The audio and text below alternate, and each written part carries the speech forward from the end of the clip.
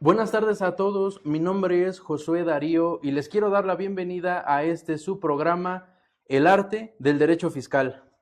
De verdad que hoy me siento muy contento porque el día de hoy, además del tema del que vamos a tratar, quien viene a tratar el tema es una persona que tiene mi total respeto, mi total admiración, y van a ver que tienen una memoria impresionante, que es lo que más me tiene fascinado.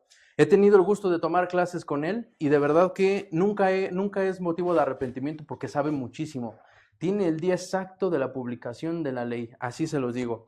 Hoy vamos a tratar este tema con el maestro, doctor Raúl Bolaños Vital. Maestro, de verdad muchísimas gracias por estar aquí. Al contrario, gracias Darío a ti y pues aquí con el gusto de estar con ustedes. Muy bien amigos, pues el día de hoy vamos a platicar de la cláusula general antielusión y quién mejor que el maestro Raúl Bolaños para que nos pueda dar un panorama de todo lo que conlleva esta famosa cláusula general antielusión. A ver maestro, me gustaría comenzar preguntándole, mucha gente se cuestiona si esta cláusula pues es idea de nuestros legisladores o a quién se le ocurre, ¿no? Para poderla adoptar, porque si no me equivoco, usted es el de la memoria extraordinaria, en 2020 es cuando nos incorporan esta famosa cláusula general antielusión, antiabuso, no sé también si esté correcto decirle así, en el famoso artículo 5A del código. Pero quisiera comenzar preguntándole, ¿de dónde surge esta iniciativa? ¿Por qué la están incorporando? ¿A quién están obedeciendo, maestro?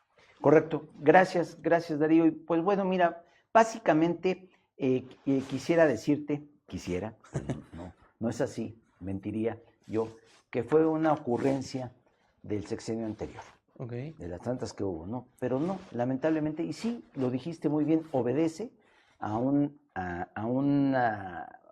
procedimiento que se llama soft law, Okay. derecho suave que de derecho tiene mucho y de suave no tiene nada.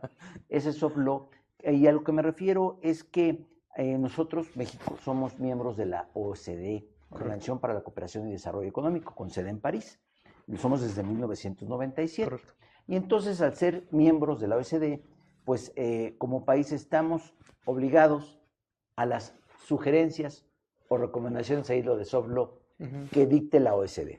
La OSD tiene dentro de sus múltiples recomendaciones lo que son las acciones BEPS, por sus siglas en inglés, Base Erosion and Profit Shifting, erosión de la base, y yo siempre le agrego un adjetivo que no lo tiene, es indebido traslado de beneficios. ¿A dónde? A paraísos fiscales, a refipres, a regímenes fiscales preferentes. Entonces quiere atacar esto la OSD, y entonces dentro de esas acciones son 15 en total. Hay una de las tantas que es la acción número 12. ¿Y a qué se refiere? Perdón, la número 6, la 12 es de la revelación de esquemas reportables. La acción número 6 se refiere a que se trata de evitar el abuso de los tratados, que ubicarse en el supuesto del beneficio para estar en una situación más acorde a lo que quieren los intereses cada contribuyente. Sobre todo estamos hablando de contribuyentes internacionales, pero también puede haber contribuyentes nacionales que quieran verse beneficiados. Es Pues como bien, evitar, perdón, maestro, es como evitar el treaty shopping. Exactamente, el famoso treaty shopping es una de estas cuestiones, una de tantas. Entonces, esa acción 6 BEPS precisamente señala que hay que a final de cuentas, evitar el uso indebido de los tratados. Bueno, ¿y esto qué demonios tiene que ver con la cláusula antiabuso o antielusión, ubicada por el legislador en el artículo 5A del Código Fiscal de la Federación? Como acertadamente dices, a partir de 2020, tuvo una modificación en 2021, pero bueno. Y entonces, esta acción, que es a nivel OSD, que la tienen varios países, no es México la excepción, es la única, tienen, bueno, para que no nuestro criterio, Rusia, Brasil, Francia, India, Alemania, por decir algunos, por supuesto Estados Unidos, etcétera, tienen esta misma cláusula antiilusión. Y bueno, se origina precisamente a raíz de esta sugerencia de la regla 6 BEPS de la OSD, para efecto de que se recomiende a cada país cuál es el procedimiento. En eso no se mete la OSD. En el caso de México, de que a través de la legislación, es decir, proceso legislativo constitucional, se establezca en ley. Y de ahí nace esta cláusula, que acertadamente lo has mencionado, es una cláusula o bien antiabuso o bien antielusión. Okay. Puede haber una sutil diferencia ahí, pero para efectos prácticos es lo mismo. ¿Y a qué se refiere esta cláusula antiabuso o antielusión? Simple y sencillamente a que en lo material el fisco te puede recaracterizar una operación, cuidado, solo para efectos fiscales. La operación jurídicamente se va a quedar en los términos en que la acordaste, la hiciste. No hay tema. Pongo un ejemplo, una fusión. Entonces, la fusión se va a quedar tal cual.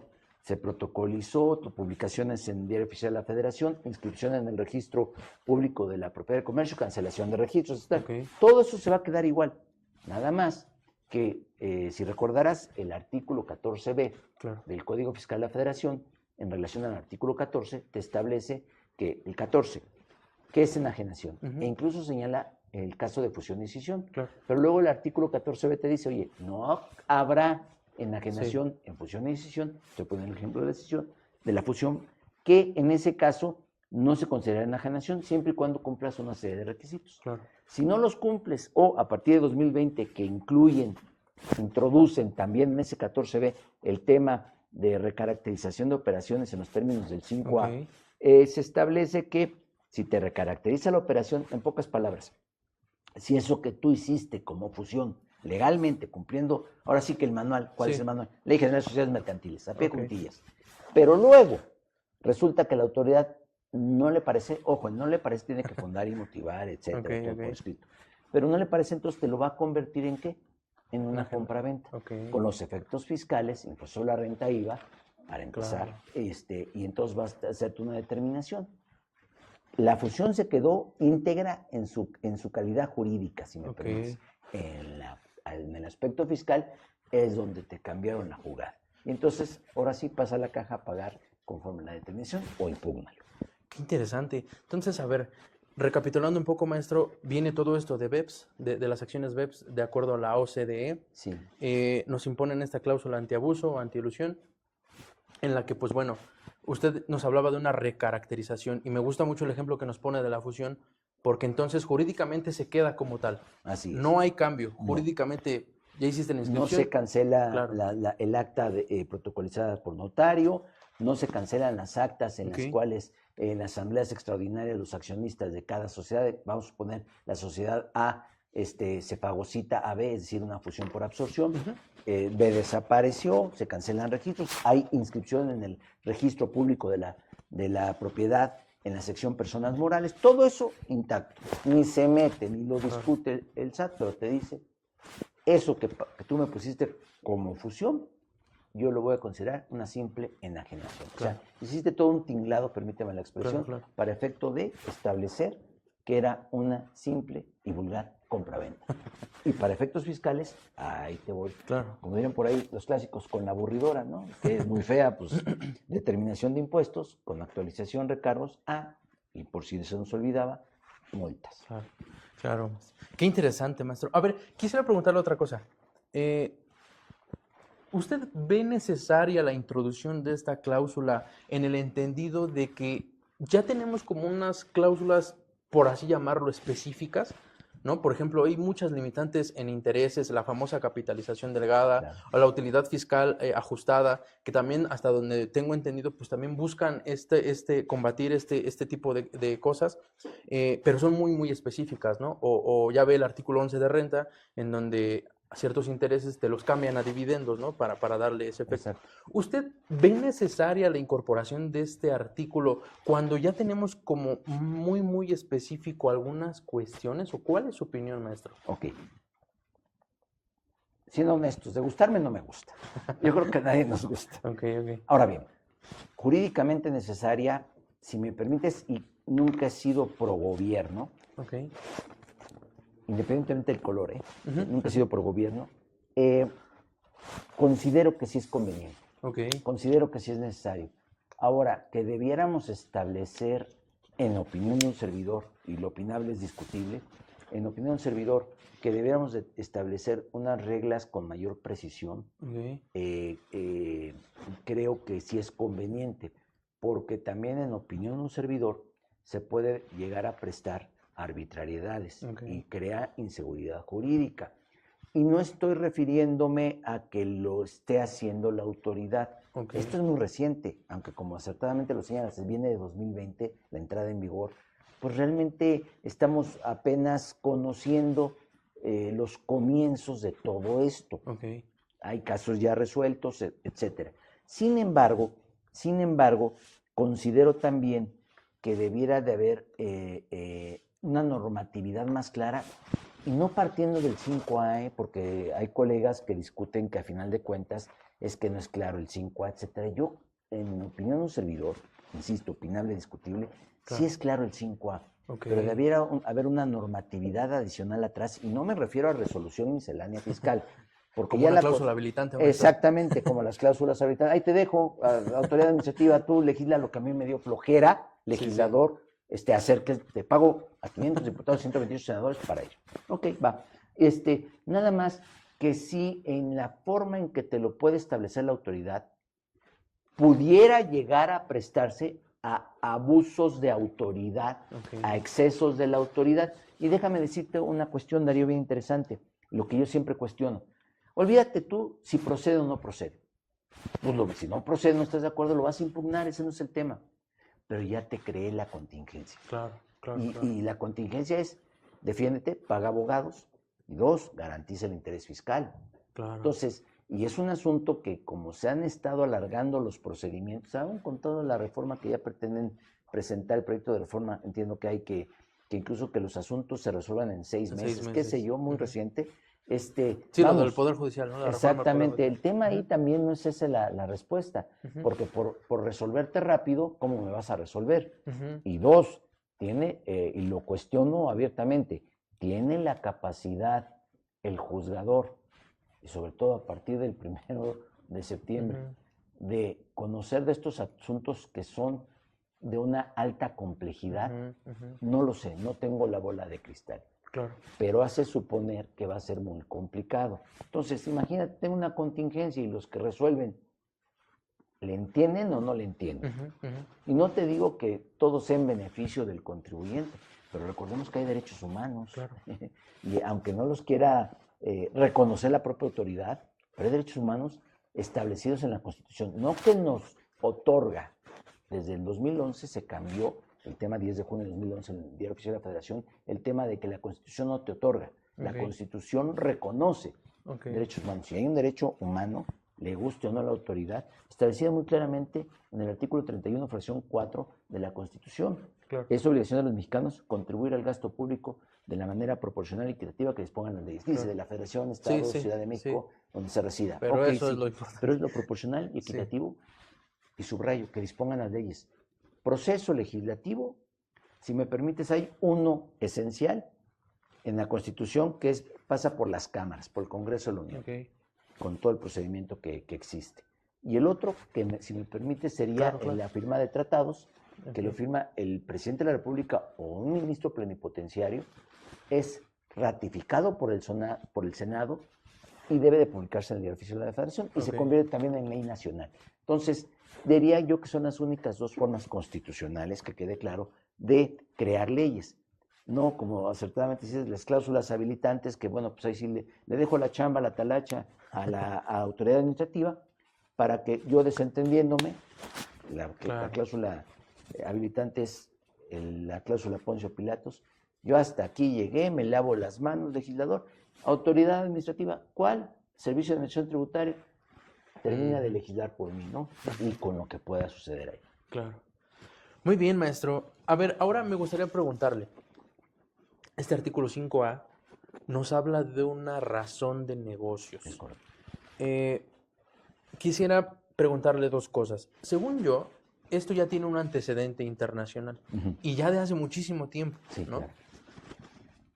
Y ya bueno, ya ahorita que lo incorporan en el 5A, me gustaría que nos platicara cuál es ese antecedente internacional y qué deberíamos entender por razón de negocios de acuerdo a nuestra legislación. La OSD no se inventó, no sacó de la manga conceptualización de cláusula antielusión o antiabuso. Curioso e interesante, lo digo muy brevemente, ¿de dónde se saca toda esta cuestión o esta idea, esta conceptualización? Hombre, además, la sede en París hay gente, incluso a mí me da mucho orgullo, conozco un par de mexicanos, debe haber más, que trabajan para la sede en París. Okay. O sea, y tuve el gusto de conocer a 2 de ellos, y la verdad es, siempre da gusto como con Nacional que haya otros mexicanos, mexicanas trabajando en estos organismos tan importantes, independientemente de lo que saquen ella, pero son gente muy estudiosa, o sea, hay áreas muy estudiosas, y se tardan varios años en procesar todo esto, investigaciones, qué sé yo, para ya sacar un tema de la calidad de una acción BEPS, como la 6, por ejemplo. Y bueno, pero ¿de dónde salió toda la idea? Es interesante. En el 7 de enero específicamente, si no mal recuerdo, de 1935, un día después del Día de Reyes, los gringos no celebran Día de Reyes, pero bueno, salió una sentencia, se dictó una sentencia, eso me quiero referir, de un tribunal de apelación del segundo circuito, allá por Vermont, Nueva York, Connecticut, en Estados Unidos, corresponde al circuito, que emite una sentencia en la fecha referida de un caso que ya ven que, bueno, los americanos, sus casos son el apellido del demandante o demandado contra el otro demandante o el demandado. Y aquí resulta que el caso se conoce como el caso Gregory versus Helbering.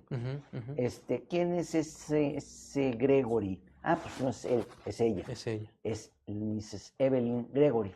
Una señora que vivía en Brooklyn, empresaria, que tenía una sociedad que era unimembre. En Estados Unidos ya se permitía esa posibilidad. En México realmente es algo novedoso. Pero bueno, tenía su sociedad unimembre. Y esta señora tenía dentro de su sociedad unimembre, tenía acciones como activos. Esa sociedad, de la que era la única socia, acciones de otra sociedad.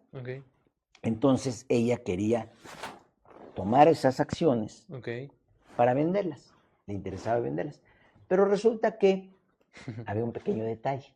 Si ella las retiraba permíteme la expresión coloquial, de la panza de su sociedad, oye, pero yo soy la dueña, sí, pero hay un pequeño detalle. Si tú le quitas esos activos, no son tuyos, son de la sociedad, es una persona independiente, una ficción del derecho a ti, pues vas a pagar un concepto que se van a hacer dividendos, equivalente a dividendos, impuesto. No, pues no me gusta. Inteligentemente la señora se hace de un asesor fiscal, estoy hablando por ahí del 28, 28 29, que se realiza esto. Y bueno, pues el asesor muy brillante, no he podido descubrir el nombre del asesor, pero es un cuate que la verdad mis respetos, o sea, ¿qué hizo? Oiga, pues le explicó la señora, yo quiero tener acceso a esas acciones, pero no quiero que me cueste impuestos. ¿Cómo le puedo hacer legalmente para poder hacerlo? Entonces, digo, ahorita lo podemos a toro pasado ver muy fácil. Tuvo un gran mérito este asesor fiscal. Y bueno, resulta que la ley de 1928, en uno de sus tantos artículos, allá en Estados Unidos, establecía la posibilidad de que las empresas pudieran hacer una reestructura corporativa. Inteligentemente, el asesor fiscal dice, vamos a hacer una reestructura corporativa. Y muy sencillo, ¿en qué consiste esta estructura corporativa? Vamos a poner la empresa A, tiene acciones de la empresa B. ¿Qué hizo el asesor? Creó una empresa C, Averill Company, así le llamaban. Y esa Averill Company, resulta que por estructura corporativa, la empresa A, United Mortgage Company, le pasa las acciones a Averill. Todos dentro, evidentemente, adivina quién era la socia en ambas. Sí, la señora. La señora Gregory. Sí. Y bueno, y le pasa las acciones de la B a la C. A, propietaria de las acciones de B, se las cede a C. Ya. Pero luego, posteriormente, el asesor fiscal, pues dentro de la estrategia, disuelve la sociedad Averill. Y pues cuando hay disolución de una sociedad, liquidación, pues los activos, previo pagar todos los deudas de las empresas, el remanente que quede se lo queda el accionista. Okay. Y la señora se quedó con las acciones, las vendió. Puede ser no importante ahorita, no llamativo. Estamos hablando de los finales de los años 20 del siglo pasado, claro. Hace casi 100 años. Si no mal recuerdo, vendió en $133,000 okay. las acciones. Insisto, puede no ser llamativo el número. Si lo trajéramos a valor presente, desconozco cuál sería la cifra, pero yo creo que sería bastante importante. Y por cierto, generó una utilidad de aproximadamente $53,000 esa venta de las acciones, por la cual pagó impuesto la señora. Pero bueno, recordemos la época, estoy hablando del 28-29, ¿qué pasó en el 29? La Gran Depresión en los Estados Unidos americanos, la bancarrota de todo el sistema económico, que arrastró a muchas economías a nivel mundial. Wall Street cayó, los bancos perdieron, se desaparecieron algunos, etcétera, un acabose. El gobierno necesitaba dinero, bueno, la gente, ¿qué digo? Hubo suicidios, gente que perdió su empleo, tuvieron que literalmente alimentar como escenas de guerra a la gente, pues en las calles con sopa y todo eso, pues para que sobreviviera la gente. Mucha gente evidentemente perdió casas, qué sé yo. Y bueno, ¿por qué es importante esto? Porque también el gobierno necesitaba dinero. Claro. Y pues soltaron a la gente del previo, no existía como tal el IRS. El SAT americano. Sí. Y resulta que pues el Departamento del Tesoro había un área y pues oye, pues hay que cazar todo lo que puedas cazar, y que detectan el caso de la señora Evelyn Gregory. Y entonces la requieren. Dice, a ver, espérame. Maestro, perdón, ¿la liquidó al siguiente día? No. Ah, bueno, no. Ah, perdóname, esa parte. Es muy interesante. No al siguiente día, que legalmente estaba bien, ¿eh? Okay. No. Si no mal recuerdo, puedo fallar. Crean Avery Company un 18 de agosto. Okay. A los 3 días, el 21 de agosto de creada, le cede las acciones United Mortgage Company a Avery. A los 3 días. No hay nada extraño. Yo constituí un día, 3 días después me pasan las acciones. Okay. Está bueno. Donde sonaba ya raro, a los 3 días, es decir, el 24 de agosto, se liquida. Ya. Sí. Digo, iba con dedicatoria, no parecía. Ojo, es muy fácil criticar, insisto, a toro pasado, estas situaciones. La operación fue brillante legalmente. Todo encajaba. Perdón, no había ninguna prohibición. Y aquí, ahora sí, perdón, no voy a ser como el anterior presidente, no me vengan con que la ley es la ley. No, al contrario, vénganme con que la ley es la ley. La ley no ponía ninguna restricción, No, bueno, es que hiciste fraude a la ley. No, a ver, estoy aplicando la ley en tal cual está establecido. Claro. Perdón, oye, que me beneficie, sí, no hubo nada ilegal, pero no le gustó al fisco. Claro. Y entonces, ¿qué pasó? Pues si después de 6 días se hace de las acciones de la señora, las vende y ya, causó impuesto por la venta, que quede claro, y los pagó. Nada más que cuando revisa esto, el Departamento del Tesoro dice, oye, pues como que aquí no me checa algo. Pues que no te checa, todo, le explicó la operación. A ver, nada más quiero entender. Avery la creas y te tardas, la pasas las acciones y más te tardas en pasárselas que desaparecerla. Pues sí. ¿Y qué alegó el asesor? Lamentablemente hubo un error. Iba a ser mayor carga administrativa, la reestructuración, disuelvo y liquido a la sociedad. Y bueno, pues las acciones, pues, la misma señora, yo qué culpa tengo, ponemos allá y se entrega. Si hubieran habido 10 socios, pues a los 10 socios les reparto la... Pero entonces dijo el SAT americano, ¿sabes qué? Aquí, bueno, el antecedente del SAT americano dentro del Departamento de Tesoro, aquí hay algo que no me suena. Y se fueron con la idea de que no había importante un propósito comercial. Ojo. ¿Y qué es eso de propósito comercial o business purpose? ¿Qué es? ¿Qué demonios es? Ah, mira, a ver, lo que yo entiendo como fisco es que tú vas a hacer una operación, pero esa operación debe de tener una sustancia. Y aquí lo que yo veo no hay sustancia. ¿Cómo que no hay sustancia? Sí, mira, lo que yo veo es que creaste la sociedad con el único fin, la única operación fue pasarle las acciones para luego desaparecer a la sociedad legalmente y entonces que las acciones fluyeran hacia Mrs. Gregory. Y oye, esto a mí no me suena a un propósito comercial. O sea, no hay esa sustancia.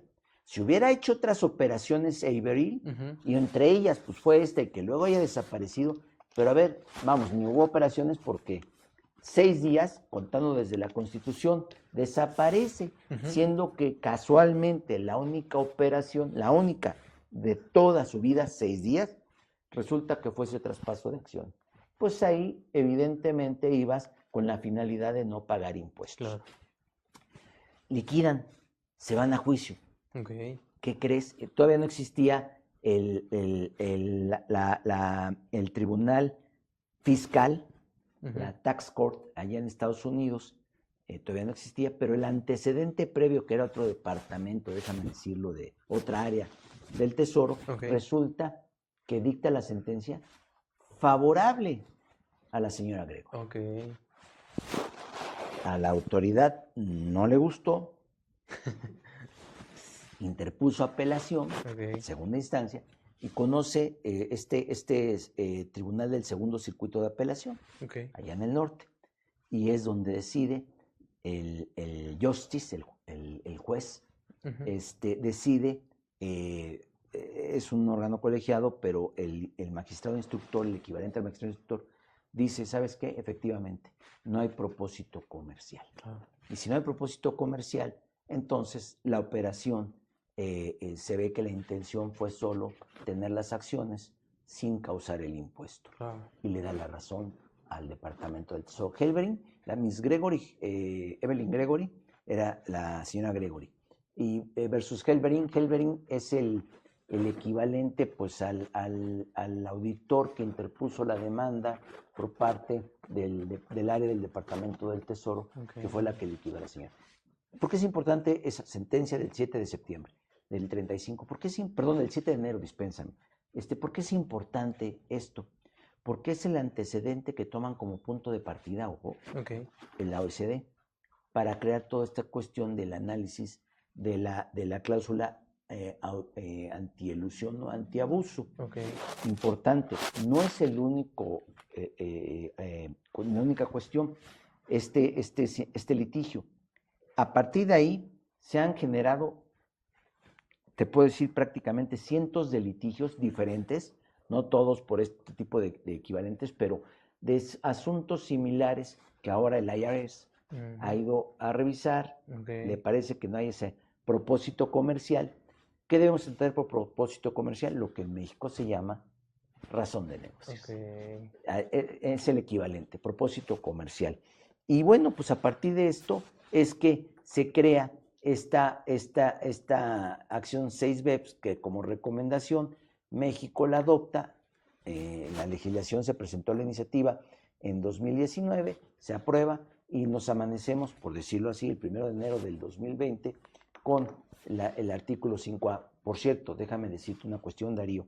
No fue una idea que nos guste o no haya tomado la anterior administración, sino que ya había habido una primera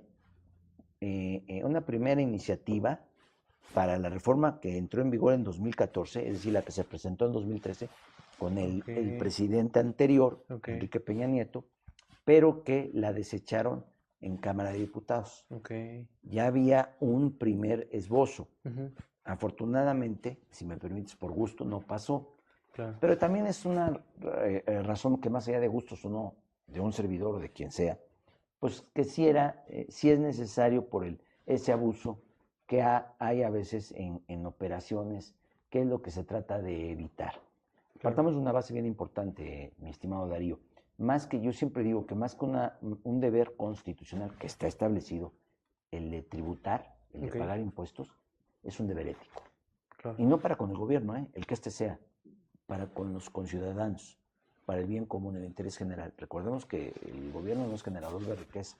La riqueza la generamos todos los particulares, personas físicas, personas morales, en su actividad económica, y lo que pagamos de impuestos, lo que legalmente nos quita el gobierno o lo que obligadamente por ley estamos para pagarle, es lo que genera los recursos para que haga frente a beneficiar al interés público general o bien común. Por lo menos se presume eso. Entonces, sí, el deber de tributar es antes para mí un deber ético para con nuestros conciudadanos. Claro. Es sumamente importante, pero de ahí a que tengan que pagarse todos los impuestos como los establezcan en las distintas reformas que ha habido a lo largo de los años y décadas, es muy distinto. Precisamente para eso tenemos las instancias legales para poder hacerlas valer en el caso que no estemos de acuerdo. No podemos hacernos justicia por propia mano, ¿no? Claro. Pero bueno, sobre ese, y ese es el antecedente más remoto, pero déjame decirte también que en otras partes del mundo hay casos, mira, por ejemplo, recordando ahorita que lo que comentábamos como ejemplo de la fusión, hay un caso relativamente reciente, 2023, marzo del 2023, que se dio en España, precisamente, el motivo de una fusión. Muy interesante porque a diferencia de doña Gregory, de Mrs. Gregory, de su asesor, en que nada más crearon no hubo ninguna fusión, aquí fue una liquidación para hacer una sola operación. Insisto, es muy fácil criticar a toro pasado. La idea fue brillante. ¿Qué podemos decir que hubiera podido mejorar? Que hubieras vestido un poco más de operación. No estoy dando ningún consejo, pero pues, que hubiera tenido otro tipo de operaciones para que hubiera habido esa sustancia económica o ese propósito comercial. Claro. Y creo que hubiera sido más complejo el resolver que no había habido esta situación. En España, en una fusión, hicieron, y ahí sí los asesores sugirieron una serie de pasos de una sociedad que fue fusionada por otra, una serie de pasos como darle actividad económica, etcétera, todo.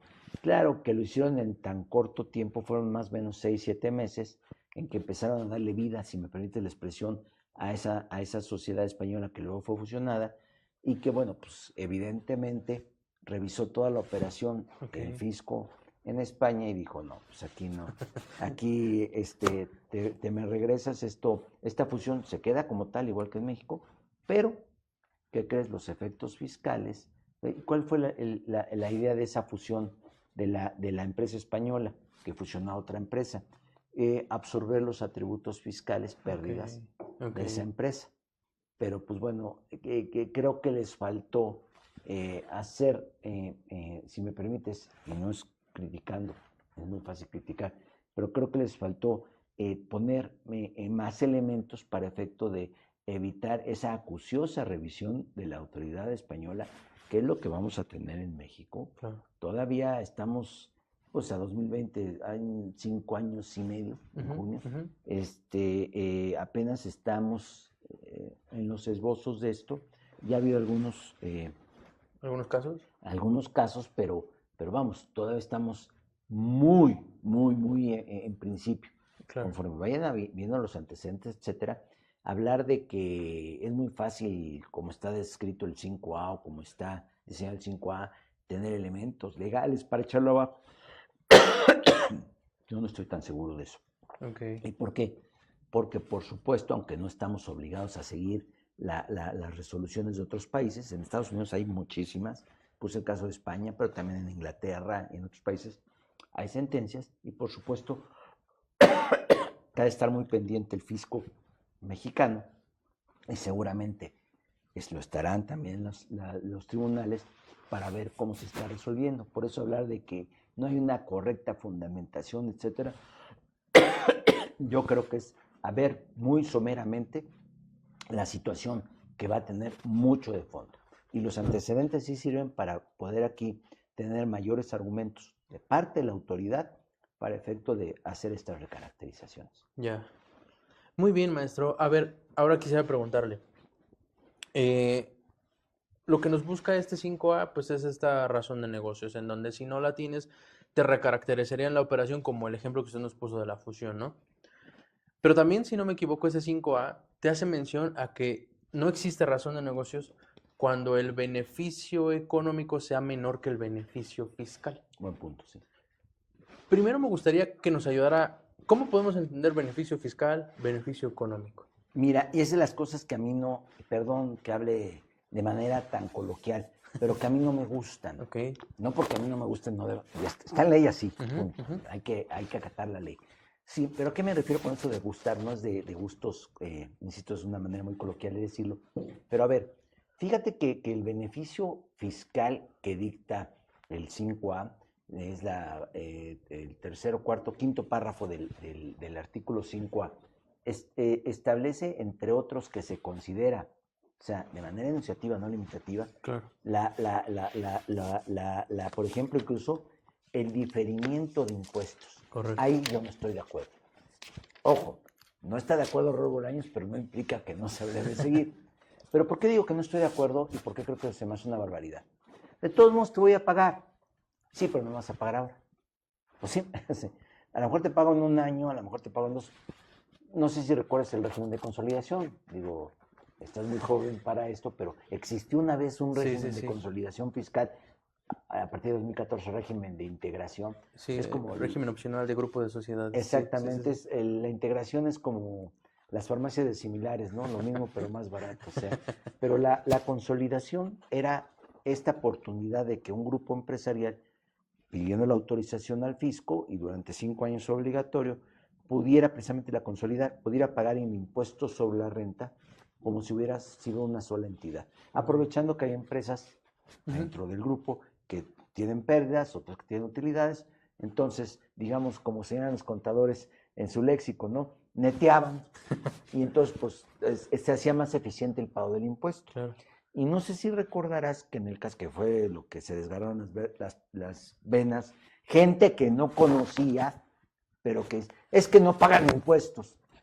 Perdóname, o sea, sí se pagaban impuestos, pero había una bondad y hacía lógica. Claro. Si tú tenías dividendos intercompañías, mientras no salieran del grupo, se difería el pago de ese dividendo. Y ojo, como estaba establecido de origen, te podías estar, mientras no desconsolidaras, si me permites la expresión, como la canción esta, creo que de Manuel, ¿no? Toda la vida. Bueno, pues te puedes quedar toda la vida sin pagar impuestos por esos dividendos, vinieran o no vinieran de COFIN. No, que es un injusto. A ver, maestro, ¿qué es lo que se estaba buscando fomentar? La reinversión de utilidades. Por eso digo, mientras no salgan del grupo, porque cuando la holding o la controladora subiera las utilidades a las personas físicas, ahí sí ya pagaban impuestos. Claro. Pero mientras no saliera de ese círculo, no pasaba nada. La idea es, se están reinvirtiendo. Entonces hay más desarrollo, hay más negocio, pues esa es la idea. Pero se quejaron gente ignorante de esta situación. El primer cambio, mi estimado Darío, sucedió para 2010. De hecho, hubo empresas, grandes empresas, me tocaron por lo menos conocer 2 casos, de que prefirieron desconsolidarse con todo el costo económico que representó por las reformas que entraron en vigor a partir de 2010. Y ya en 2014, pues lo eliminaron, ¿no? Porque fue presión. En ese entonces no existía Morena, estaba PRD, con todas estas personas que, pensando que van en función de apoyar al pueblo de México, etcétera, todo eso, lograron el gran triunfo de desaparecer la consolidación. Ni se dieron cuenta que les tomaron la cara y se creó el régimen de integración. Distinto, con menos beneficios, pero es una consolidación disfrazada. Para que tengas un dato, más o menos eran 400, casi no llegaban a 470 grupos los que consolidaban hasta antes de la reforma de 2010.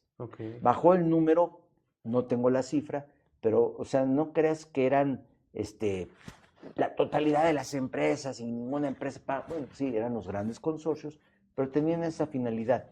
No digo que no haya habido situaciones X que pues se fueron modificando, pero desaparecerla no era la idea. ¿Por qué traigo a colación esto con lo que estamos comentando, con la recaracterización?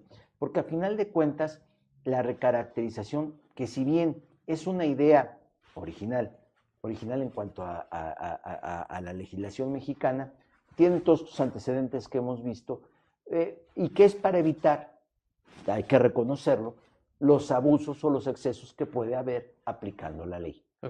Ojo, pero de ahí a que entonces vamos a hacer un Torquemada, como en la Santa Inquisición, de que todos los empresarios y todos los contribuyentes que tengan actividad empresarial, pues hay que pasarlos a cuchillo. Creo que no. Esas visiones justicialistas tipo Robin Hood no ayudan en nada, no abonan en nada. Y por cierto, se ha disminuido, ahí están los datos del propio gobierno, aunque no lo digan, INEGI, etcétera, la disminución de inversión extranjera, entre otras.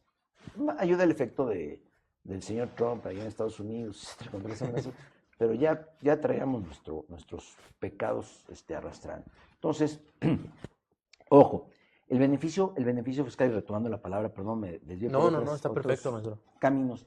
El beneficio fiscal, para empezar a platicar, y ahí tienen otros, ¿no? Evidentemente el no pago de impuestos, evidentemente la disminución de pago de impuestos, evidentemente la no acumulación. Si tienes la no acumulación, el subsidio, estímulos, dice, pero ojo, es meramente enunciativo.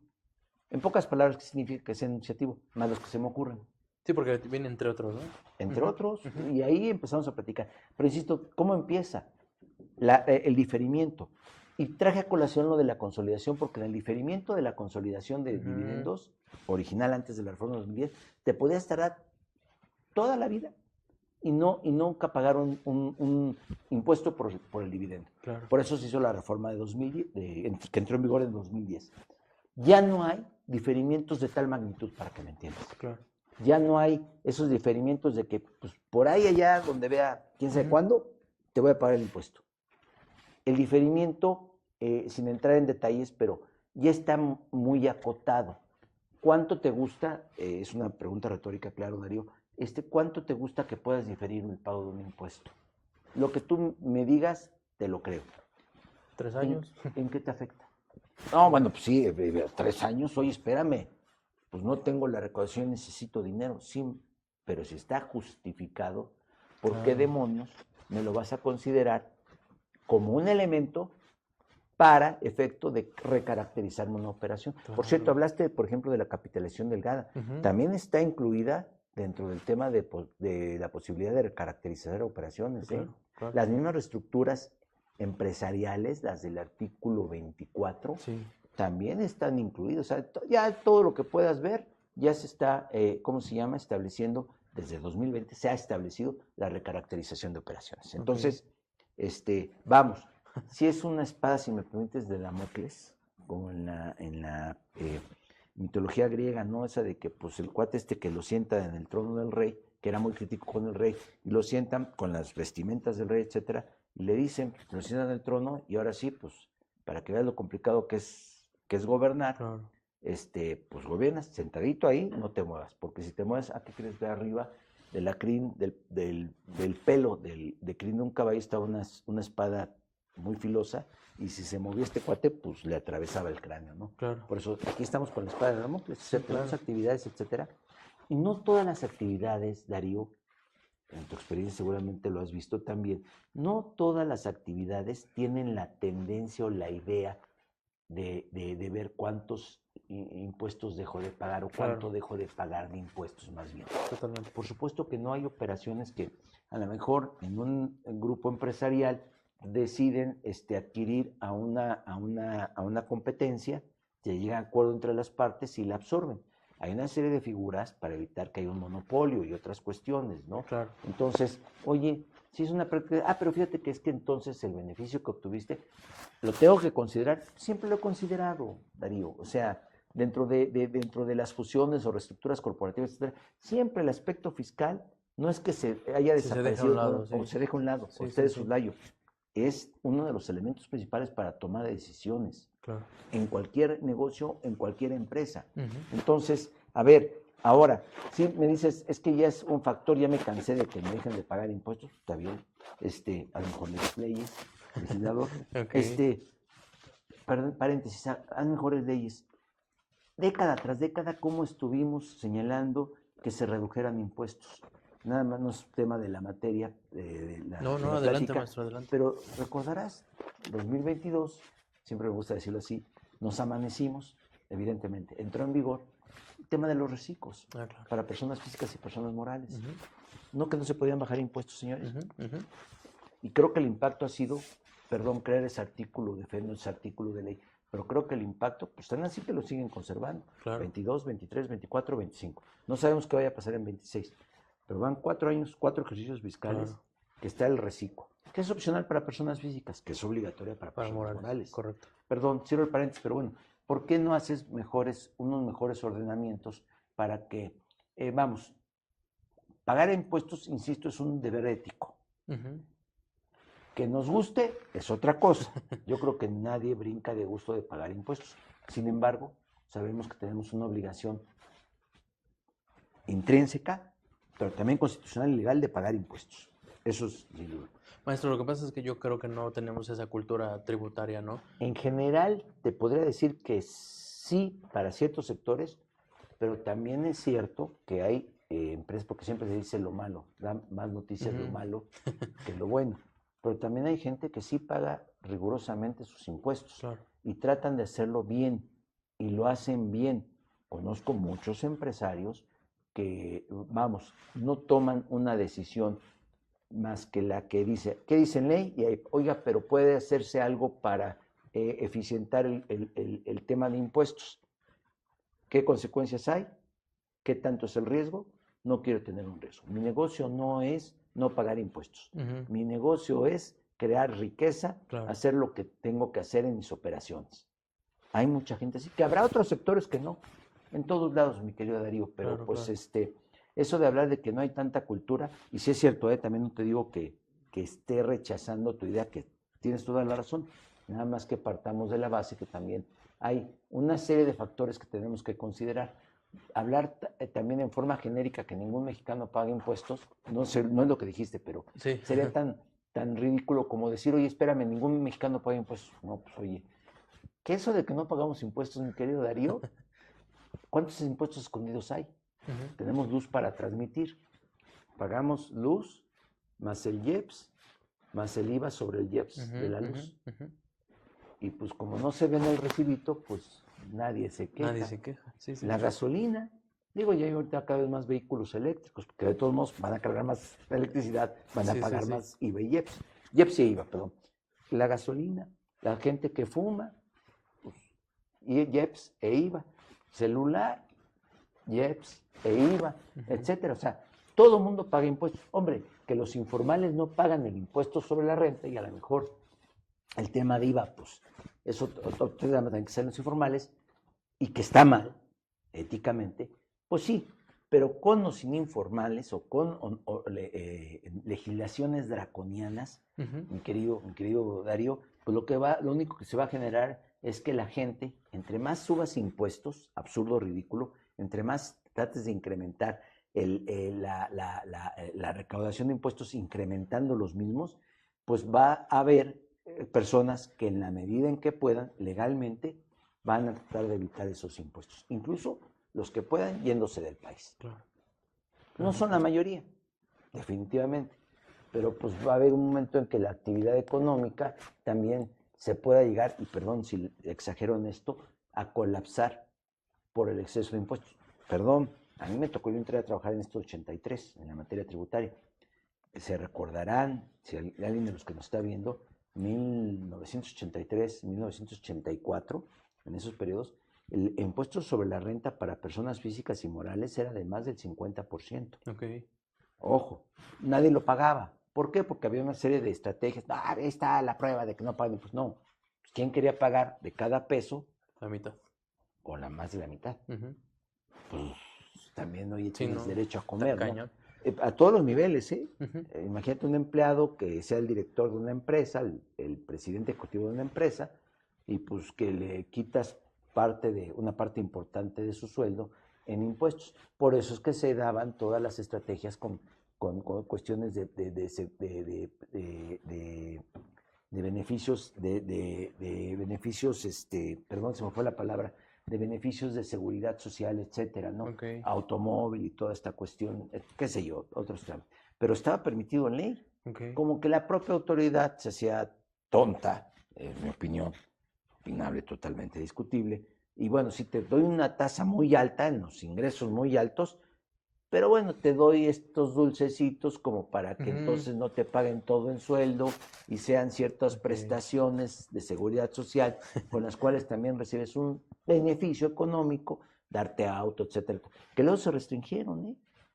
Sinceramente no entiendo por qué, pero no es la materia de la plática, pero a final de cuentas, pues entre más cargues la mano en lo impositivo, lo que vas a tener es un efecto adverso. Claro. No vas a recaudar. Bien. Y si matas a la gallina de los huevos de oro, la ahorcas a tal grado que ya se muera, pues ya no va a haber huevos de oro. Claro. Entonces te colapsas tu mismo gobierno porque ya no tienes la recaudación. Siempre hablamos de un concepto de la autarquía. Autarquía entendida por el gobierno es que es autosuficiente, ojo, con los recursos que genera su gente y de la cual obtiene los impuestos, legalmente hablando, para efecto de hacer frente y que sea autosuficiente. Que haya incluso, si me permites, ya no platiquemos un superávit, creo que en México nunca lo ha habido, no lo sé, usted estaría mintiendo, creo, pero que no hubieran déficit, por lo menos que saliéramos tablas, ¿no? Y ojo, esto se da cuando hay una correcta, ojo, generación de impuestos que sean adecuados, que se paguen bien por los gobernados, pero también una correcta administración de los recursos. A mí me choca cuando y los economistas, la mayoría de los libros de economía, te recordarás, Darío, te hablan el dinero público. No es cierto, es una falacia.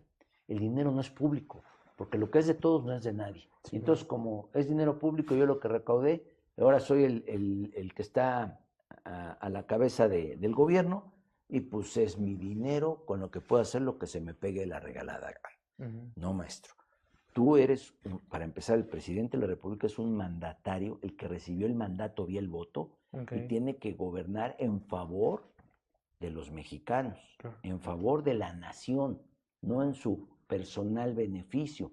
Entonces, y este tema, vamos, de lo que recuerdo de gente que todos tienen sus errores, etcétera, pero gente tan prolija, tan brillante como una Margaret Thatcher, la dama de hierro, que fue la primer ministro allá en Inglaterra, allá hace unas décadas, precisamente traía esa cuestión, el dinero no es público, el dinero es de los contribuyentes, ojo, ya no es de nosotros, de cada uno de nosotros cuando lo pagamos, claro, pero ten cuidado, gobierno, es dinero de los contribuyentes que tú estás administrando, y nunca hacemos una fiscalización. La Auditoría Superior de la Federación es otra cosa, pero nunca hacemos una fiscalización inversa, lo que yo le llamo. ¿Qué es la fiscalización inversa? El gobierno sí nos puede fiscalizar a nosotros, está bien, son las facultades y competencias, pero ¿cómo fiscalizamos los contribuyentes al gobierno para el mal uso?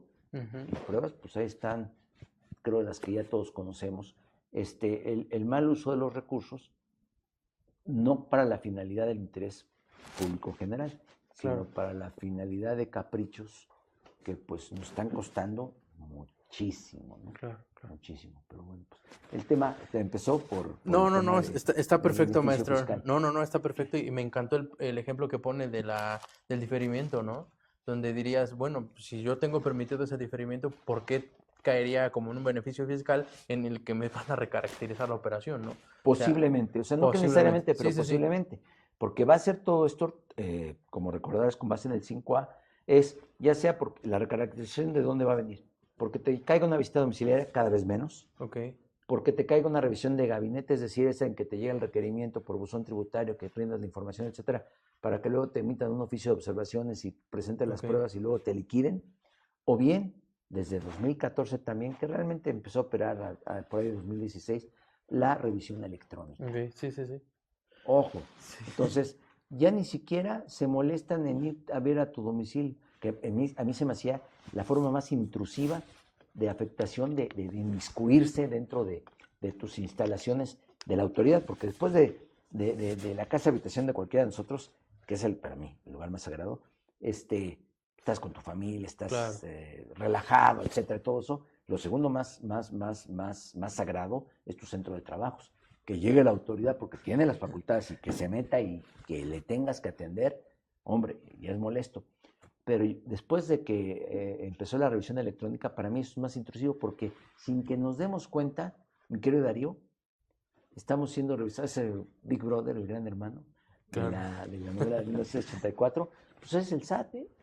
Y no es porque tenga ahí un ejército de personas viendo todas los FDIs que entran, salen, todo eso, la información que mensualmente tienes que subir, las declaraciones, todo es electrónico. No, el cuatito, la cuatita que llega a las 8:30 a sentarse en su oficina y que son los encargados con su computadora y a ver, hace el cruce de información, 2, 3 botones que aprietas, estoy exagerando, 2, 3 botones y aquí tienes todo el cruce de información. Sí. Y va, más de inteligencia artificial. Sí, claro. Sí, claro. Han estado llegando, no sé si seguramente se has enterado reiteradamente, no el aviso de que tienes una notificación de buzón tributario, eso sí llega. Pero últimamente ya me han tocado varios casos de que le llegan a un contribuyente a su dirección de correo electrónico, okay, invitaciones de requerimiento, pero con detalle, vamos, sustancial. Mucha gente se asusta porque ya, a lo mejor sí, a lo mejor no, pero ya se asusta porque ya vino Hacienda aquí a molestarme. No, maestro, eso no es una notificación. El proceso de notificación es, te llega un aviso a tu correo electrónico de que tienes una notificación en buzón tributario para que 3 días hábiles después lo abras. Si no lo abres al tercer día hábil, será el cuarto, se entenderá por notificado, surtimiento de efectos y ahora sí, el requerimiento de lo que sea. Pero esos que te llegan directamente a tu correo, desplegados con servicio de emisión tributaria, y que te dicen, ¿sabes qué? Tú estabas dado de alta, varios casos me han tocado, tú estabas dado de alta en el Registro Federal de Contribuyentes desde tal fecha y me percato que tú no has pagado declaraciones de tales fechas. En un caso de una persona física, me dice, es que yo, para cuando dice el SAT que yo estaba dado de alta, en primer lugar yo no trabajaba y no he estado de alta en el Registro Federal de Contribuyentes. Okay. Yo me di de alta, me dijo, creo que era 2022 o 23, ya casi saliendo de la pandemia, cuando entré a trabajar por primera vez. Okay. Oye, seguro no fue, o sea, para empezar era menor de edad. O sea, y no lo que me pagaba, me lo pagaba mi papá, me lo depositaba, qué sé yo, pero era de mi papá, o sea, pues ahí está tarjeta de débito o la de crédito, etcétera, y ahí estás. Pues ¿cuál que estoy dado de alta en el RFC? Otra persona me tocó que, oye, no has presentado tu declaración reciente, hace 2 semanas, no has presentado tu declaración del ejercicio 2024. Evidentemente la recomendación, preséntala. Esto no es es que me van a multar, no es una notificación, pero están apareciendo inteligencia artificial. Sí. Y la otra, no dejes de contestar. La aclaración por buzón tributario, oye, yo me di de alta en 2022, tal fecha, aquí está mi RFC. Y pues nadie puede tener más de 2 RFCs. Claro. Hace años, estoy hablando de la prehistoria, sí había casos, me tocaron también, de personas empresarios o de personas relación laboral que llegan a tener 2 o hasta 3, me tocó un caso, 80, 3 registros para contribuir. No es porque quisiera evadir la gente. Lo que pasa es que pues era manual, no había computadoras, etcétera, y pues te cambiabas de trabajo, etcétera, y pues con la facilidad del mundo, pues dalo de alta. Oye, pues no, pregúntale primero si ya estaba dado alta el señor, ¿no? Sí, claro. Y entonces me tocó un caso de 3 RFC. Es delito. Claro. Desde los 80 es delito. No sé si en el código anterior del 67 también lo era, estoy hablando del actual, vigente en 83. Era delito. O sea, hicieron las aclaraciones y no pasó nada. Pero la más común eran que había hasta 2 registros federales de contribuyentes. Y no era culpa del contribuyente, ¿no? Sobre todo cuando era relación laboral, que es la obligación del patrón. Desde entonces. Ya. Muy bien, maestro. Mire, siempre el tiempo es el peor enemigo de este programa y quisiera seguirle preguntando muchas cosas, pero me gustaría cerrar con 2 cositas más. Sí. Uno, que me platicara de este procedimiento que va a seguir la autoridad para poder revisar esto de la recaracterización de operaciones y sobre todo que me platique del órgano que menciona ese 5A y cómo está integrado y cuál es su opinión respecto de este órgano, porque pareciera como que no va a tener mucho beneficio, creo yo. Y bueno, si quiere con eso. Ok, voy con la segunda pregunta como primera respuesta. Este órgano que está establecido dentro del artículo 5A, un órgano colegiado sin nombre, sí. Ojo, entró en vigencia, como acertadamente dijiste, a partir del 1 de enero de 2020. Pasó todo 20, pasó todo 21, y por ahí de cuando salió la resolución miscelánea publicada en 2022, no recuerdo si el 27 o 28 de diciembre de 2022, aparece publicada, y ahí nos encontramos, ojo, la que estaba vigente, empezó vigencia hasta 2023, la publican en diciembre 23, o sea, 3 años, 20, 21, 22, nos pasamos sin órgano colegiado. Es hasta la resolución miscelánea que publican en diciembre del 23, que dice, por cierto, no, bueno, estoy inventando esto, no, pero el órgano colegiado estará integrado y son 5 personas del SAT y 3 personas de la Secretaría de Hacienda y Crédito Público, una de ellas uno de los subprocuradores de la Procuraduría Fiscal de la Federación. Son los 8 integrantes, por cierto, detalle, órgano colegiado par. Lo que siempre se busca es que sean impares, precisamente para votos, etcétera, ¿no? Pero es un organismo par. Pero apareció hasta diciembre en la resolución miscelánea fiscal para 2023. Punto. Oí también de estos comentarios, creo equivocados, de varios colegas, contadores y abogados. A ver, maestro, no pueden ahorita iniciar revisiones porque no hay órgano colegiado. Bien, ¿por qué? Porque una vez que el auditor revisa esto y te dice que vas a ser recaracterizado, tiene que voltearse con ese órgano, sin nombre, órgano colegiado, para que decida en un plazo de 2 meses, tiene 2 meses, para decidir si procede o no procede la recaracterización. De su resultado, entonces, ya va a proceder o no. Esto para evitar la arbitrariedad del auditor, ya sea vista domiciliaria, revisión de gabinete o revisión electrónica. Creo que es bueno este candado. Nada más que el detalle es saber si efectivamente 20, 21 y 22 no podía haber esto porque faltaba el órgano colegiado. Pero a ver, compañeros, el órgano colegiado empezó funciones en 2023. Nada más que detalle, ahorita estamos en 2025. Se acaba de presentar, relativamente hace 2 meses, marzo, abril, se presentaron las declaraciones de personas morales y personas físicas. ¿De qué año? Del 24. O sea, 24, 23, 22, 21 y 20. Te las puedo revisar.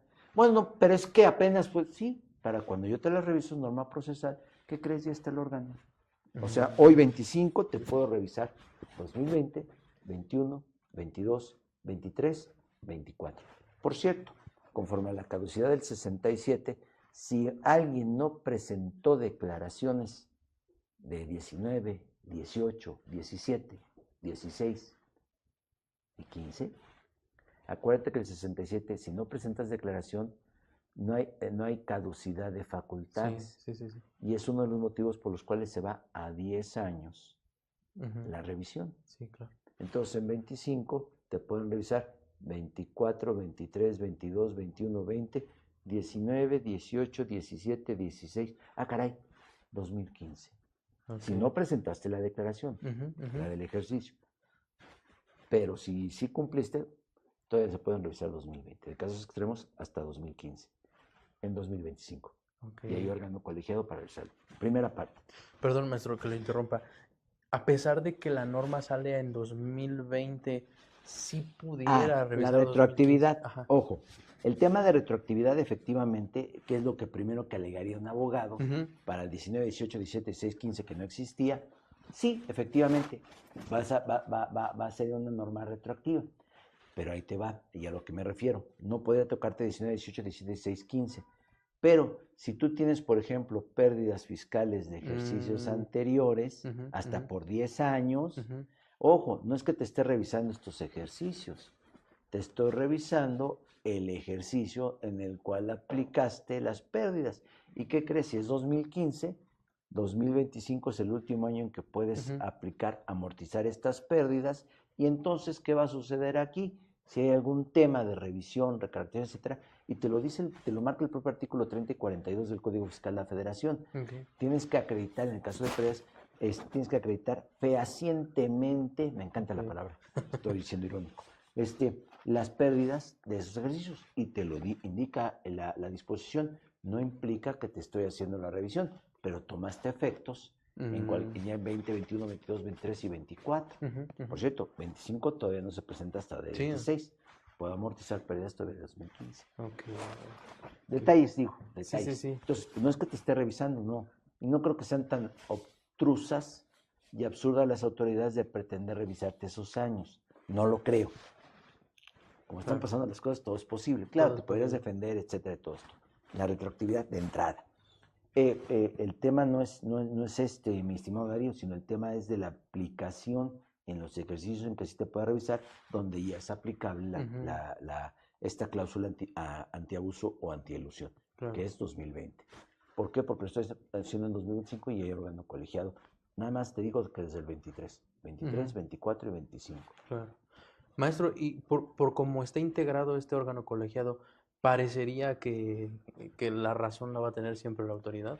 Sí, mira, hay gente y mi queridísimo José de Jesús Gómez Cotero indica, por ejemplo, en su libro, yo lo he oído en diversas pláticas, señalar que desde su punto de vista no está de acuerdo en que haya siquiera un representante del contribuyente, el síndico del contribuyente. Todavía existe esa figura. No la pela, pero existe. El síndico del contribuyente, que es un representante. ¿Por qué? Porque es parte de una revisión y es una situación interna de la autoridad. Te puedo decir que he oído con suma atención, porque además es muy interesante siempre escuchar a don Rubén Aguirre Pambur, que fue subsecretario de Ingresos. No existía todavía el SAT. Era el que veía los temas de los dineros, subsecretario de Ingresos en la época de Vicente Fox, cuando era Francisco Gil Díaz, el secretario de Hacienda. Y bueno, y luego fue magistrado y se retiró ya como magistrado del Tribunal Federal de Justicia Administrativa. Pues bien, creo que todavía era Tribunal Federal de Justicia Fiscal y Administrativa, la designación anterior. Pero bueno, se retiró en esa época don Rubén Aguirre, pero siempre es interesante escuchar a quien vivió desde dentro todas estas cuestiones. Y él también, acorde con el doctor José de Jesús Gómez Cotero, indican que como es un tema interno, no tiene por qué estar el síndico del contribuyente. Difiero de esa opinión. ¿Por qué? Ojo, son 8. Aunque esté el síndico del contribuyente, no va a hacer cambio alguno. ¿Estás de acuerdo? Sí, totalmente. Pues nada más, le van a echar un montón. Permíteme la expresión. No, sí. Pero creo que sí debiera de estar. ¿Por qué? Porque precisamente la figura del síndico del contribuyente, tan olvidada, aunque existe todavía, resulta que es para que se pueda expresar en un órgano interno ante las autoridades situaciones que probablemente no se han visto o que no se han visto del todo. No que vaya a ser el cambio, por supuesto que no, pues nada más por la simple votación, pues estamos perdidos. Pero creo que sí debiera de, opinión de un servidor, claro, debiera sí existir la intervención del síndico del contribuyente, porque ese síndico del contribuyente no es que vaya a defender y cambiar la opinión, pero en algo ayudará.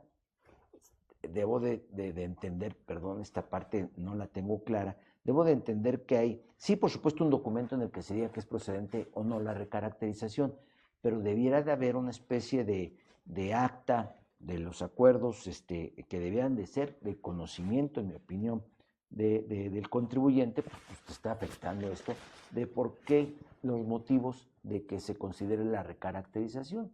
Y hombre, el que haya una persona que esté, por lo menos, siendo voz de los contribuyentes, el síndico, creo que debiera de ser algo obligatorio y que sea parte de esos acuerdos o sea parte del acta que se levante para efecto de, por lo menos, estar en un buen estado de derecho, y perdón la expresión tan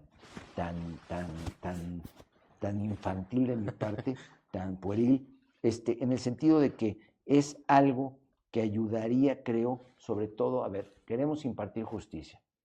Puede tener su postura la autoridad y esa no la voy a cambiar, está bien, pero que sí se vea que se procuró en algo el que haya un razonamiento de menos lógico para llevar a cabo esto y no sea todo del lado de la autoridad. Insisto, hay abogados tan prestigiados como queridísimo doctor José de Jesús Gómez Cotero, como el ex magistrado y ex subsecretario Rubén Aguirre Pambur, que son gente muy prestigiada, ambos, pero que no comparto esa situación. Yo creo que sí ahí adolece, desde el punto de vista de un servidor, la falta de una voz, es una sola, del síndico, no para evitar el que se cambie de criterio, pero sí para tratar de centrar y evitar, eso sí, injusticias que se pueden dar. A lo mejor no lo logran, pero que haya una evidencia de menos, ¿no? Claro. Muy bien, maestro, muy interesante. La última pregunta que quisiera hacerle, sí, porque creo que, salvo su mejor opinión, no sé si sea como una deficiencia que hay ahí, porque cuando nos indica que se considera que no hay razón de negocios cuando el beneficio económico sea inferior al beneficio fiscal, pero no nos habla de un monto, ¿no, maestro? Por ejemplo, de alguna cantidad en específico, o como usted ahorita ponía el ejemplo del diferimiento, ¿no? Porque muchos podrían decir, el beneficio económico lo tendré en el futuro, ¿no? Y el beneficio fiscal lo tengo hoy, ¿no? Entonces, ya que se empareje en el tiempo, a lo mejor ya es más grande el beneficio económico, ¿no? No sé cuál sea su opinión respecto de si les falta regular esta parte. Considero que sí, y totalmente de acuerdo contigo, y me parece más que muy bien precisada la pregunta, por lo siguiente, mi querido Darío. Efectivamente, puede ser un peso la diferencia. Claro. No lo dice la disposición, pero es extremo, sí, donde la ley no distingue, no cabe hacer distinción. Es mayor el beneficio fiscal que el beneficio económico, razonablemente esperado. Está bueno, ¿por cuánto? ¿Y hasta dónde? Porque un peso ya es suficiente. Claro. A lo mejor la operación, déjame poner grados extremos, fue de 1,000 millones el beneficio económico, pero 1,000 millones, un peso, el beneficio fiscal. Sí. Y te tomo toda la operación. Sí. Entonces, tu base van a ser los 1,000 millones de pesos, no el peso diferencial. Claro. Por poner cifras, a las absurdas. Sí. O sea, ¿hasta dónde y hasta por qué? Y mira, si me permites, aprovechando que aquí tienes no, por favor, maestro, adelante. Fíjate que cuando son recaracterización de operaciones, mi estimado Darío, me voy al 199 del Código Fiscal de la Federación. No sé si es el de los esquemas reportables. Efectivamente, revelación de esquemas reportables. Y mira qué dice el 199, que por cierto es cláusula habilitante, Sí. Con una barbaridad adicional. El 199 se refiere a lo que es el esquema reportable y sus características. Claro. Bueno, y aquí señala esto en 14 fracciones, pero lo que voy a referirme ahora, fíjate, es el antepenúltimo párrafo del artículo 199. El Servicio de Administración Tributaria emitirá reglas de carácter general, cláusulas habilitantes, para la aplicación de los anteriores párrafos. Aquí sí, y fíjate, adicional con esto, la Secretaría, o sea, ¿de dónde carambas sale la Secretaría? Pues el órgano para esto es el SAT, pero bueno, mete también a la Secretaría. La Secretaría de Hacienda y Crédito Público, mediante acuerdo secretarial, fíjate qué barbaridad, emitirá los parámetros sobre montos mínimos respecto de las cuales no se aplicará lo dispuesto en este capítulo. Entonces, ¿qué es lo discutido o lo que va a permear? ¿El tema del esquema reportable o el monto del esquema reportable? Tanto peca el que mata la vaca como el que le agarra la pata. Claro. O sea, no importa si es un peso, no importa si son 1,000,000 de pesos o 1,000 millones de pesos.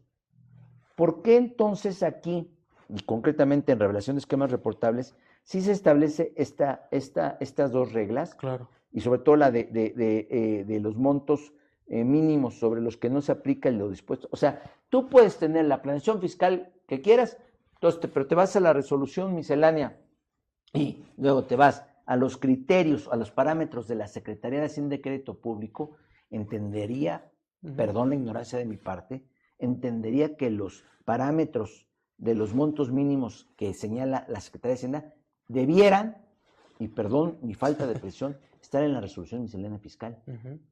Me queda claro que la primera parte sí, pero estamos hablando, es que, por favor, que exagerado es. La Secretaría de Hacienda y Crédito Público está arriba, es la mamá del SAT, órgano desconcentrado de esta. Pues por supuesto que qué ignorante eres. Claro que está necesaria en la resolución miscelánea, perdóname. La resolución miscelánea solo es exclusiva de emisión del Servicio de Administración Tributaria, Claro. no de la Secretaría de Hacienda. Claro. Y son dos órganos distintos. Claro. No, bueno, pero es que el que puede lo más puede lo menos. O sea, abajo. Eso en derecho privado me encanta. En derecho público, no. Okay. ¿Dónde dicta esos parámetros? Ah, es que va a estar en la página del SAT. ¿Y por qué no están por qué están en la página del SAT? ¿Por qué no en la resolución administrativa? Es que sí están, pero ¿por qué demonios entonces están en... ¿Nada te parece? No, no, porque es muy clara. ¿Y por qué te digo lo de la resolución miscelánea? Si te vas al artículo 33, fracción 1, ¿qué te dice? Las autoridades, para el mejor cumplimiento de sus facultades, proporcionar, fracción primera, asistencia gratuita a los contribuyentes y ciudadanía, procurando. Y vete al inciso G. Interesante el inciso G, que ya se me perdió aquí. Dice aquí publicar anualmente las resoluciones dictadas por las autoridades fiscales que establezcan disposiciones de carácter general. Es el SAT. Sí. Y es la resolución miscelánea. Este es el fundamento para la resolución miscelánea. ¿Qué demonios me metes a la Secretaría de Hacienda? ¿Por qué la Secretaría? ¿Por qué no puede ser el SAT, que es el que me va a fiscalizar esto? Claro. Pero entonces tengo que atender a dos autoridades, es lo mismo, no es cierto. Tengo que atender al SAT y tengo que atender cuáles son los montos. Ah, pero entonces, si yo caigo dentro de los parámetros de montos mínimos, ya le hicimos. Sí. Podemos hacer estrategias, perdóname el absurdo, podemos hacer estrategias, esquemas reportables, que no excedan de esto. Claro. Y entonces voy a un argumento apagógico. Los argumentos apagógicos son argumentos absurdos para explicar una evidencia. ¿A qué me quiero referir? Vamos a hacer estrategias fiscales que vamos a segmentarlas para efecto de caer estar en los montos mínimos de los parámetros de Hacienda. Claro. Y entonces, ¿qué crees? Ahí estoy integrado. No sé si hay quien lo haga, perdón, a lo mejor sería muy elaborado, no complicado, muy elaborado hacerlo, pero ahí está la posibilidad. Pero entonces, ¿qué vamos a atender? ¿Cuál es el tema de riesgo? El esquema reportable. O sea, y te lo voy a revisar y te estoy diciendo incluso las consecuencias de que, perdón, las consecuencias incluso están en las multas, hasta 24 millones de pesos, poquito más para el asesor fiscal y hasta el 75% del beneficio que haya obtenido el contribuyente. Sí. Pues ahí están los artículos, o sea, no es exageración. Independientemente que puedas impugnarlas porque sean excesivas las multas, lo que quieras, eso. Pero ya tienes un establecimiento de una situación. Ahora, entonces, lo que campea es lo económico sobre el tema del concepto. Y lo que debería de ser, en mi opinión, es el concepto. Te pongo un ejemplo muy absurdo también. Okay.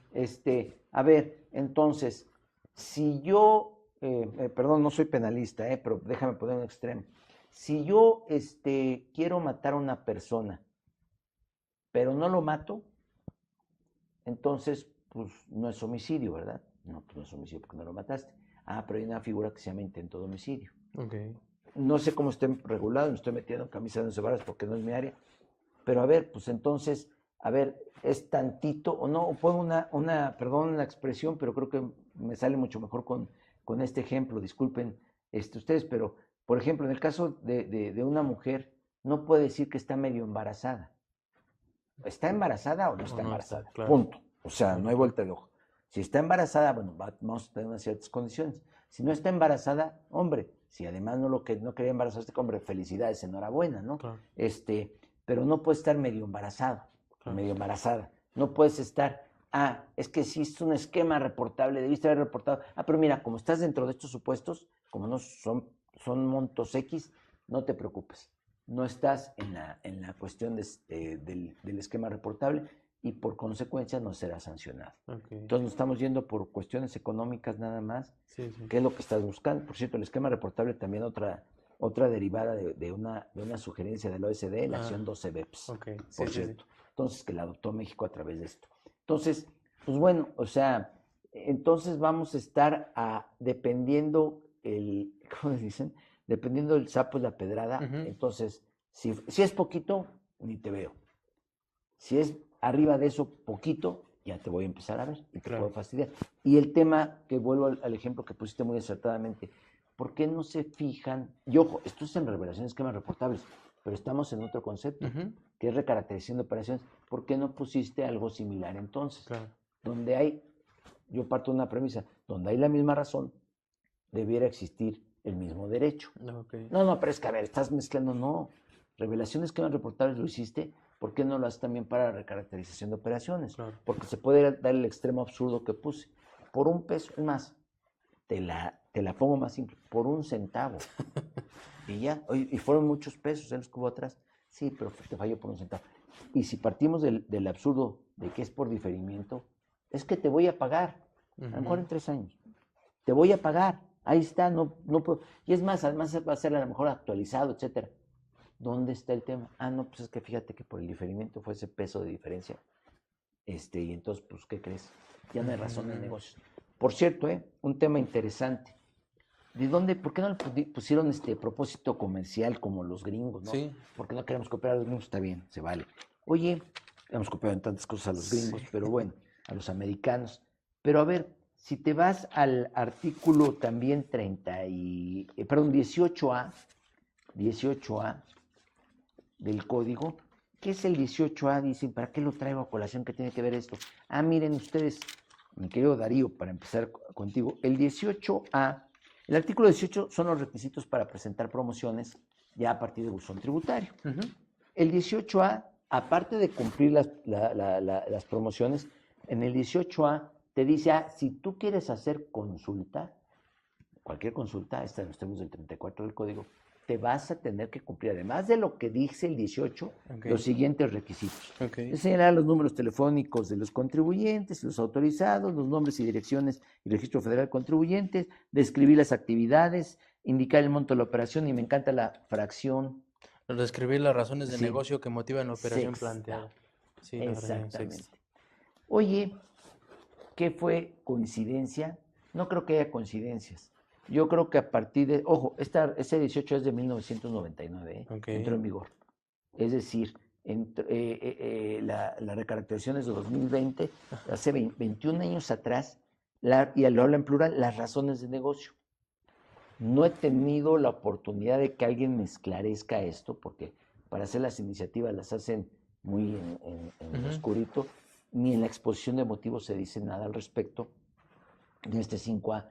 Pero en opinión de un servidor, sin que haya coincidencias, es que se tomaron este concepto de la fracción sexta del 18A para transformarlo en, y fíjate cómo lo habla la disposición del 5A, no es que esté mal redactada el cuarto párrafo, se presume que no habrá, más o menos, dice así, se presume que no habrá razón de negocios. Cuando el beneficio económico es razonablemente esperado sea inferior al beneficio fiscal. Entonces, yo lo que considero es que se tomó esta conceptualización y más sentido porque en la fracción Z que te dice describir las razones de negocio que motivan la operación planteada, es explícame, ya que va a hacerme la consulta, explícame qué carambas estás haciendo o por qué lo estás haciendo. Entonces, si necesitaba yo esa explicación para las consultas, en opinión de un servidor, jalaron este concepto, lo ponen en singular, no razones, sino razón de negocios, para efecto de ubicar la conceptualización de recaracterización de operaciones. Y de ahí sale el concepto de razón de negocios. Por cierto, hay gente que todavía a la fecha, la he oído, colegas, colegas digo, tanto abogados como contadores que se dedican a la materia tributaria, que con el debido respeto, creo que de una manera muy ligera, muy superficial, te dicen que no está bien conceptualizado lo que es razón de negocios, incluso beneficio fiscal o beneficio económico razonablemente esperado. No estoy de acuerdo con eso. ¿Por qué? Porque sí falta legislación con base en lo que tú me hiciste favor de preguntar, con lo que he contestado, pero eso no implica que no esté adecuadamente conceptualizado, que se puede prestar a arbitrariedades, pero adecuadamente conceptualizado el 5A. Y además con todos los precedentes que no son obligatorios, pero créeme, los van a tomar. Pues vas a tener una cauda de argumentos, autoridad, para que cuando tú llegues nada más diciendo es que no hay una debida fundamentación o una adecuada motivación, pues o no está bien definido el concepto, pues creo que va a ser es muy infantil una defensa de esa naturaleza y no te va a alcanzar para que te den la razón. Claro. Y pues bueno, van a ser montos, supongo, considerables, ¿no? Claro. Muy bien, maestro. La verdad, quisiera seguirle preguntando muchísimas cosas. Me encanta su pasión, porque además sabe muchísimo. Ya para cerrar el programa, maestro, quisiera preguntarle cuáles serían sus recomendaciones finales, algo que a lo mejor yo no le pregunté y que usted considere necesario mencionar a quienes nos están escuchando. Gracias. Mire, antes que nada, yo creo que la recomendación básica es come frutas y verduras. No, perdón, la broma. El tema aquí, lo básico es, punto número 1, y siempre lo digo, no soy contador público. Toda mi vida he trabajado con contadores públicos. Pero yo creo que una de las falencias mayores de los empresarios, sea persona física o persona moral, es no tener, ya sea internamente o como asesor, a un contador público, y parto de la base del contador público que sepa fiscal. Claro. Mi querido Darío, tú seguramente lo has vivido, no todos los contadores saben fiscal. Claro. Ojo. Entonces, punto número 1, ¿por qué? Porque te vas a evitar muchos dolores de cabeza. Punto número 1. O sea, inviértele. No, es que ¿cuánto me va a costar? No es costo. Costo-beneficio, te va a salir mucho más barato tener un buen contador. Importante. Entonces, preferentemente el interno y también el que te asesora. Claro. Porque van a ver los numeritos y están muy pendientes de esto, tienen toda la capacidad, pero también te van a ver y te van a cuidar la espalda para efecto del tema tributario, que no es menor. Claro. Segunda parte, trata de cumplir con base en lo que te diga la ley, sin que implique que a ojos cerrados y a ciegas lo vas a hacer, pero precisamente con la asesoría de tanto de tu contador interno, de tu contador externo, y por cierto, y aquí entramos los que somos abogados, se puede hacer primero, un cumplimiento adecuado de la norma. Segundo, si ya vas a hacer alguna estrategia fiscal legal, que sepas y que tengas el soporte, y también, importantísimo, que te digan los riesgos o los posibles riesgos de eso que quieres implementar. Claro. Y aquí entra también el terreno, tanto en los contadores como en los abogados, el tema de la ética, que es sustancial. Claro. No puedes poner en riesgo a un cliente porque bajo la premisa de que no pasa nada, de que la autoridad no se va a enterar, de que no va a suceder, es que todo el mundo lo hace. No, eso jamás. Tienes que pensar en función de cumplimiento de ley, pero que también puedas manejarte bajo ciertos esquemas razonablemente que puedan ser soportados. Claro. Y que en el caso de alguna revisión de la autoridad puedan tener argumentos de defensa para efecto de resolverlos. Pero dejar muy claro al contribuyente, al cliente, dejar muy claro cuáles son las consecuencias de lo que quiere hacer o de lo que no debe de hacer. Porque también aventarse, discúlpame la expresión, a la viva México. Sí, no. Y por eso vienen los dolores de cabeza, ¿no? O regañan al pobre contador, pero quisiste un contador que casi fuera estratega fiscal, y tienes a un cuatito o cuatita que vamos, que pues están casi en el segundo semestre y ya vio contabilidad y pues pare de contar, ¿no? O sea, claro. Pues no. O que son gente que pues tiene cierto conocimiento, pero muy básico, y que no te permite generar la confianza, eso es importante. Claro. En esta situación. Y punto número 3, si tienen una revisión fiscal, no se queden, y lo digo muy respetuosamente, no se queden solo con el tema del contador, porque hay temas formales que tienen que ser cuidados, y siempre es importante consultar al abogado. Claro. El abogado es el que te va a decir que sepa. Digo, porque si vas a contratar al penalista, al laboralista, al civilista, porque es el de confianza, está bien, pero zapatero a tus zapatos. Claro. Contrata a un abogado que sepa de fiscal y que te sepa llevar pues toda la revisión que te den, etcétera, para que lo hagas lo mejor posible, para cuando venga la contingencia tengas elementos básicos y fundamentales para poder defenderte. Pero antes que todo eso, lo preventivo. Claro. Lo preventivo. Lamentablemente tenemos varios casos de contribuyentes que hasta que no tienen el problema encima, y a veces el problema encima es hasta ya me liquidaron, ¿qué hago? Pues maestro, debiste haber llamado antes al contador, al abogado, pues para que, es que me va a salir muy caro. Te salió más caro no haberte tenido la preparación, esto. Claro. Y desde antemano, tener en orden toda la parte administrativa, fiscal, contable, para efecto de evitarte sustos. No hay todólogos, claro. No hay todólogos. El empresario, su actividad es generar la propia económica que tiene en su empresa, industria, comercio.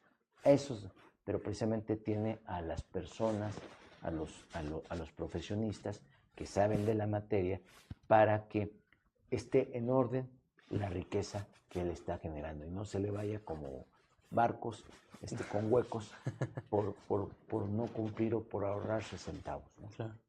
Muy bien, maestro. Ahora sí hemos llegado ya al final. De todo corazón le agradezco mucho su participación. No, gusto, fíjese que desde la primera vez que usted nos dio clase, de verdad que lo admiré mucho porque tiene una memoria impresionante, tiene un conocimiento impresionante y es una verdadera lástima para mí no haber estudiado primero Derecho antes de meterme a hacer la maestría para poderlo explotar con todo el conocimiento que usted tiene, con preguntas que a mí se me pudieron haber ocurrido, porque de verdad, en mi desconocimiento de ser abogado, creo que yo pude haber sacado más provecho de usted si hubiese estudiado primero antes de meterme a esto. Te agradezco. Yo déjame decirte, en contrapartida, yo creo que la mejor carrera, y amo mi carrera, pero la mejor carrera, la más versátil, la que más puede aportar, es la de la contaduría pública. Y yo no estudié contador, porque ni con la calculadora le atino a los números. Pero vamos, te agradezco, el agradecido soy yo, en serio, sinceramente. Tuve el gusto de que coincidiéramos en la universidad, dando, con las clases, etcétera, todo esto. Y bueno, que me hayas hecho favor y el honor de estar en tu programa, pues un gusto para mí. Y pues bueno. Maestro, yo confío que no sea la última vez. Con todo gusto. Que nos vuelva a acompañar en una próxima emisión con muchos temas interesantes. Encantado de la vida. Maestro, ya para despedir el programa, le voy a regalar un pequeño obsequio. Muchas gracias. Es que es para que dejemos materialidad, maestro. Hablando Mire, sí, lo voy a leer. Se otorga el presente reconocimiento al doctor Raúl Bolaños Vital por su distinguida participación en el programa El Arte del Derecho Fiscal, Ciudad de México, junio 2025. Maestro. Hombre. Muchísimas gracias por estar aquí. Muy amable. Pues lo voy a cámaras para que vean que sí es de vidrio, Muy bien, amigos. Nos vemos en una próxima emisión. Muchas gracias. Muchas gracias. Gracias, maestro.